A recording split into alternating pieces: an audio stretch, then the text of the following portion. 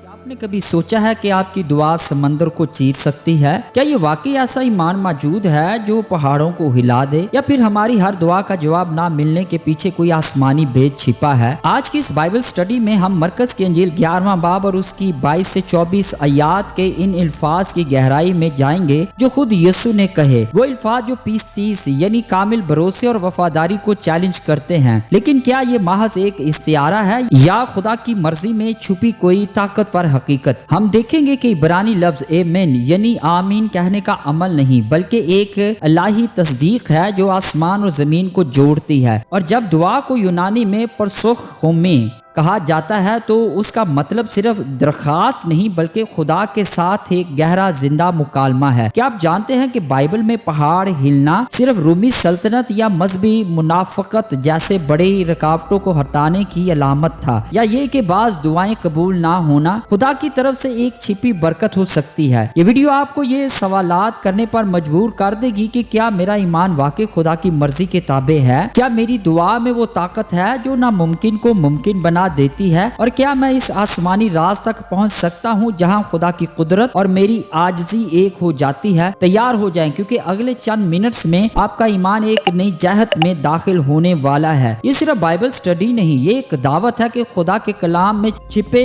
ہوئے راز، پہاڑ ہلانے والے ایمان کا راز دریافت کریں۔ آئیں اس سے پہلے کہ ہم اپنی ویڈیو کا آغاز کریں، اگر آپ ہمارے چینل پر نئے ہیں، چینل کو سبسکرائب نہیں کیا، چینل کو سبسکرائب بھی کر لیں اور بیل کے بٹن کو ضرور کلک کریں تاکہ ہر آنے والی نئی الہیاتی، مکاشفاتی اور بھیدوں سے بھری ہوئی ویڈیوز کو آپ آسانی سے دیکھ سکیں۔ اب ذرا اس لمحے کا تصور کیجئے جہاں یسوع ابھی یروشلم میں داخل ہوئے ہیں۔ رستے میں ایک ہرا بھرا انجیر کا درخت دکھائی دیتا ہے، مگر اس پر کوئی پھل نہیں۔ وہ اس پر لعنت دیتے ہیں اور چند ہی گھنٹوں میں شاگرد حیران رہ جاتے ہیں، درخت بالکل سوکھ چکا ہے۔ یہ صرف ایک درخت نہیں تھا، یہ اسرائیل کی اس قوم کی علامت تھا جو خدا کی برکتوں کے باوجود روحانی طور پر بنجر ہو چکی تھی۔ پہلی صدی کے فلسطین میں یروشلم کی ہیکل یہودی مذہبی زندگی کا دل تھا، مگر اندرونی کرپشن سے بھرا ہوا۔ اس پس منظر میں یسوع کی یہ تعلیم ایک زبردست سیاسی اور روحانی چیلنج بن کر ابھری۔ ایمان ایسا جو پہاڑوں کو ہلا دے، ایسا پہاڑ جو رومی سلطنت کی طاقت یا مذہبی منافقت کی دیواروں کی صورت میں کھڑے ہیں۔ یہ منظر دراصل صلیب کی طرف بھی اشارہ تھا، جہاں ایمان نے اپنی سب سے بڑی فتح حاصل کی۔ مگر یہ صرف ایک تاریخی واقعہ نہیں، یہ آیت ہمیں ایک الہی اصول بھی سکھاتی ہے۔ ایمان خدا کی قدرت سے جڑا ہے مگر اس کی مرضی کے تابع۔ یہاں دعا کے لیے یونانی لفظ پروسوہومے استعمال ہوا ہے، یعنی خدا کے ساتھ گہرا اور مسلسل مکالمہ۔ الہیات میں اسے پروویڈنس کہتے ہیں، خدا کی وہ نگرانی جو ہماری زندگی کے ہر پہلو پر حاوی ہے۔ جب ہماری دعائیں اس کامل مرضی کے مطابق ہو تو قبولیت یقینی ہے، اور کبھی کبھی جیسے پالوس رسول کے معاملوں میں خدا کا انکار ہی سب سے بڑی برکت بن جاتا ہے۔ یہ آیت ہمیں یاد دلاتی ہے کہ ہمارا آسمانی باپ ایک محبت کرنے والا خدا ہے، کوئی ایسا جناتی نہیں جو ہر خواہش فوراً پوری کر دے۔ اب ہم اس حصے میں دیکھیں گے کہ دعا کی قبولیت کے بائبلی اصول کی نہایت جامع اور واضح انداز میں تشریح اور تفسیر کیا ہے۔ اب ہم دیکھتے ہیں یہودی روایات اور پہاڑ ہلانے کا استعارہ۔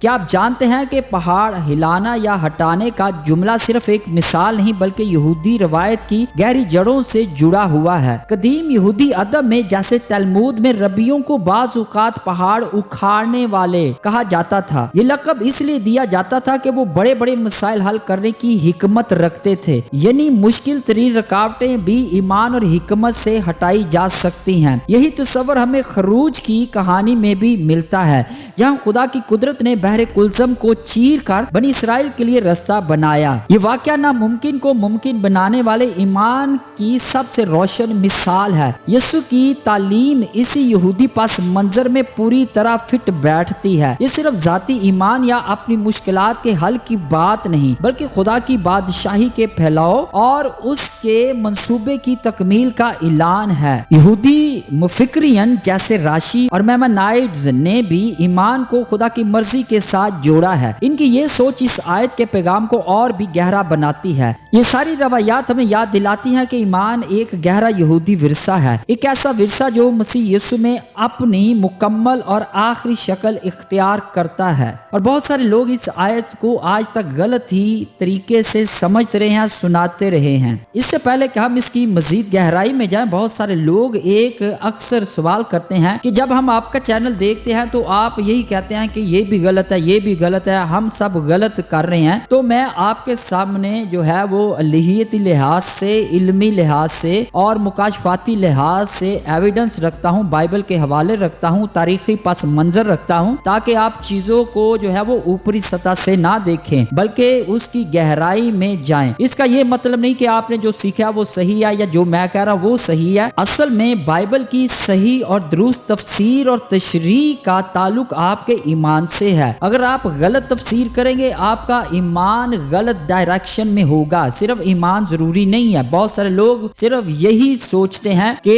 ایمان ہونا صرف ضروری ہے، غلط ڈائریکشن میں ایمان بھی کسی کام کا نہیں۔ کلام مقدس کے مطابق ایمان تب ہی آپ کا کام کرے گا جب وہ کلام کے اصولوں کے مطابق ہوگا۔ ایمان کوئی جادوئی عمل نہیں ہے، یا ایمان رکھ لیں گے تو یہ بھی ہو جائے گا، وہ بھی ہو جائے گا۔ ہمیں سنایا غلط گیا ہے اور اس لیے ہم یہی سوچتے ہیں کہ ایمان حاصل کرنے کا نام ہے، جبکہ آپ بائبل کو پڑھیں تو ایمان اس لیے نہیں دیا گیا کہ ہم صرف چیزوں کو حاصل کریں اور اپنی مشکلات کو ختم کرتے جائیں۔ بائبل کو پڑھنے کی ضرورت ہے، یہ کہنے کی ضرورت نہیں کہ میں غلط کہہ رہا ہوں، بلکہ یہ ماننے کی ضرورت ہے کہ آپ نے آج تک بائبل کو اس طرح پڑھا یا سنا ہی نہیں جس طرح بائبل ہے۔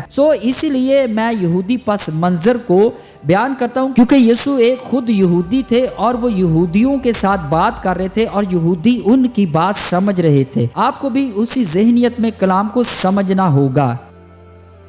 اب ہم دیکھتے ہیں خدا کی مرضی اور ہماری دعاؤں کا توازن۔ کیا آپ نے کبھی سوچا ہے کہ خدا ہر دعا کیوں قبول نہیں کرتا اور پھر بھی وہ ہمیں اپنی قدرت کا تجربہ کیوں کرواتا ہے؟ یہ آیت ہمیں ایک شاندار سچائی سکھاتی ہے، خدا کی حاکمیت اور انسانی ذمہ داری کے درمیان مکمل توازن۔ کیا خدا ہر دعا کو فوراً قبول کرتا ہے؟ نہیں۔ کیوں؟ کیونکہ حقیقی ایمان ہمیشہ خدا کی مرضی کے تابع ہوتا ہے، نہ کہ ہماری ذاتی خواہشات کے۔ یسوع کی یہ تعلیم ہمیں یہ نہیں بتاتی کہ ہم دعا کے ذریعے خدا کو اپنی مرضی کے مطابق مجبور کریں، بلکہ یہ کہ ہمارا ایمان خدا کی قدرت اور اس کی ابدی منصوبہ بندی سے جڑا ہے۔ یہاں دعا کے لیے یونانی لفظ پروسوخومے استعمال ہوا ہے، جس کا مطلب ہے خدا کے ساتھ ایک گہرا دل سے دل کا مکالمہ، ایک ایسا رشتہ جہاں ہم اپنی پوری ہستی خدا کے سامنے رکھتے ہیں۔ پالوس رسول کی ہمیشہ مثال یاد رکھے، اس نے بار بار دعا کی کہ اس کے بدن کا کانٹا دور ہو جائے، لیکن خدا نے جواب دیا، میری قدرت کمزوری میں کامل ہوتی ہے۔ یہ سچائی ہمیں سکھاتی ہے کہ کبھی کبھار خدا کا نہ کہنا بھی ایک عظیم برکت ہے۔ الہیتی اعتبار سے یہ آیت ہمیں یاد دلاتی ہے کہ خدا ایک آسمانی باپ ہے جو ہماری حقیقی بھلائی چاہتا ہے، نہ کہ کوئی جادوئی ہستی جو بس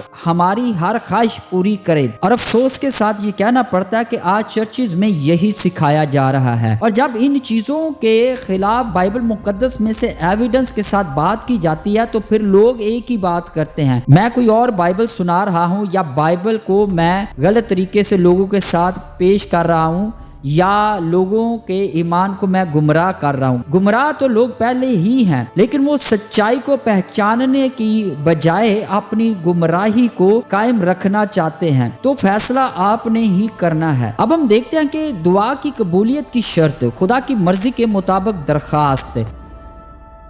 کیا آپ جانتے ہیں کہ ہر دعا قبول نہیں ہوتی اور اس کے پیچھے ایک گہرا اصول ہے؟ بائبل اس حقیقت کو بالکل واضح کرتی ہے، خدا کی مرضی کے خلاف کوئی دعا کبھی قبول ہو ہی نہیں سکتی۔ لیکن ہم نے یہ سیکھا کہ آپ ایمان سے جو مرضی مانگ لے آپ کے لیے ہو جائے گا۔ صرف یہی کہنا کافی نہیں ہے، بائبل کی اور بھی بہت ساری چیزیں ہیں جن کو ہمیں اپنے سامنے رکھنا چاہیے۔ اگر نہیں رکھیں گے تو ہم ہمیشہ اندھیرے والی تعلیم کو ہی سننا اور سیکھنا پسند کریں گے اور سچائی سے کبھی بھی واقعی वाकिफ नहीं होंगे। बाइबल इस हकीकत को बिल्कुल वाज़िया करती है, खुदा की मर्जी के खिलाफ कोई दुआ कभी भी कबूल होती नहीं। पहला यूहन्ना का खत 5वां बाब 14 और 15 आयत में लिखा है, और ये वो इत्मीनान है जो हमको उसकी तरफ से है कि जो कुछ हम उसकी मर्जी के मुवाफिक मांगते हैं वो हमारी सुनता है। और जब हम जानते हैं कि जो कुछ हम मांगते हैं वो हमारी सुनता है, तो ये भी जानते हैं कि जो हमने उससे मांगा है वो हमको मिल गया। यहाँ एक अहम शर्त बयान की गई है, खुदा की मर्जी के मुताबिक दुआ हो। अगर हमारी दुआएं खुदा की हाकमियत से टकराती हैं तो वो कभी भी कबूल नहीं होंगी, क्योंकि खुदा अपने कामिल किरदार के खिलाफ काम नहीं करता। सोचे, अगर कोई शख्स हराम ख्वाहिश के लिए दुआ करे, मसलन कोई गैर अखलाकी ताल्लुक या गुनाह में मदद, तो खुदा ऐसी दुआओं या दरखास्तों को पूरा नहीं करेगा, क्योंकि ये उसके पाक अहकामात के खिलाफ है। और आज लोग यही सुनना नहीं चाहते, वो यही सुनना चाहते हैं कि जो भी उनकी ख्वाहिश है बस उनको ये सुनने को मिल जाए, आप ईमान से दुआ करें तो खुदा आपके लिए सब कुछ कर सकता है। वो अपने कलाम के मुताबिक ही करता है, और आपको अपनी दुआओं को कलाम मुकद्दस के साथ हम आहंग करने की जरूरत है, ना कि सिर्फ दुआ पर जोर देना और गैर मंतकी ईमान पर। ये इलाही शर्त हमें सिखाती है कि दुआ सिर्फ मांगने का नाम नहीं बल्कि खुदा की हिकमत और मर्जी की तलाश है। ये हमें इस मकाम पर ले जाती है जहां हमारी ख्वाहिशें उसकी अब्दी रजा के साथ हम आहंग हो जाती हैं। अब हम देखते हैं पाकीज़ा दिल की दुआ, अतायत और तौबा की शर्त।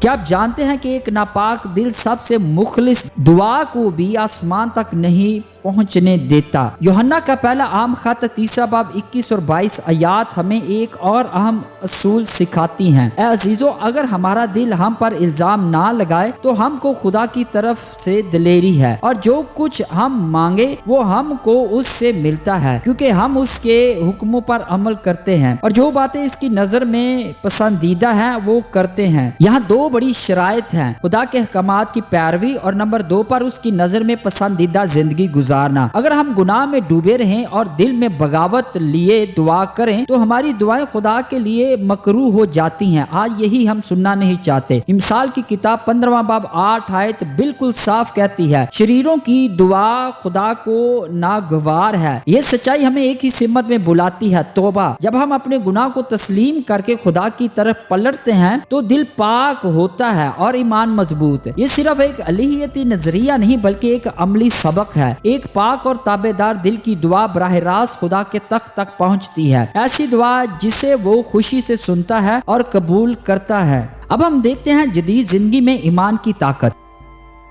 क्या आपने कभी सोचा है कि आपकी दुआ आज के दौर के बड़े बड़े मसाइल को बदल सकती है? फर्ज करें आप किसी सख्त सेहत की आजमाइश से गुजर रहे हैं, जैसा कि आज के दौर में लाखों लोग करते हैं। ऐसे में ईमान के साथ दुआ कीजिए, लेकिन साथ ही खुदा की मर्जी की तलाश को अपना मकसद बनाएं। बाइबल की मिसालों में हमें अयूब की मिसाल मिलती है। मुसीबत के बावजूद उसका ईमान कभी नहीं टूटा। ये हमें सिखाता है कि दुआ सिर्फ मांगने का अमल नहीं बल्कि इस्तकामत पैदा करती है। ये सबक सिर्फ जाती जिंदगी तक महदूद नहीं। आज जब सियासी और मुआशरती पहाड़ हमारे सामने खड़े हैं, हम ईमान के जरिए खुदा की मर्जी पर चलकर अपने खानदान, मुआशरे और हत्ता के कौम में भी तब्दीली ला सकते हैं। यहाँ ईमान इस इब्रानी लफ्ज अमीन की तरह मजबूत है, जिसका मतलब है यकीन की पुख्ता तस्दीक, यानी ऐसा ईमान जो कहता है ये सच है, मैं उस पर कायम हूँ। ये बाइबल स्टडी हमें याद दिलाती है कि ईमान की असल कुव्वत हमेशा खुदा की मर्जी में छिपी है। मरकज की अंजील 11वां बाब 22 से 24 आयत हमें चैलेंज करती है कि हमारा ईमान खुद पर नहीं बल्कि सिर्फ खुदा पर मबनी होना चाहिए। हमें खुदा के वादों पर गौर करना है। जब हम उसके अहकामात पर अमल करते हैं, गुनाह से तौबा करते हैं और दिल से उसकी मर्जी की तलाश करते हैं, तो हमारी दुआएं उस तक पहुंचती हैं और कबूल होती हैं। यहाँ पर एक छोटी सी बात करूंगा, वो ये है कि लोग तौबा को सिर्फ जो है वो जुबान का इकरार समझते हैं, जबकि बाइबल इसके गहरे मफहूम पर बात करती है। ज़बान से तौबा कर लेना ही काफी नहीं, तौबा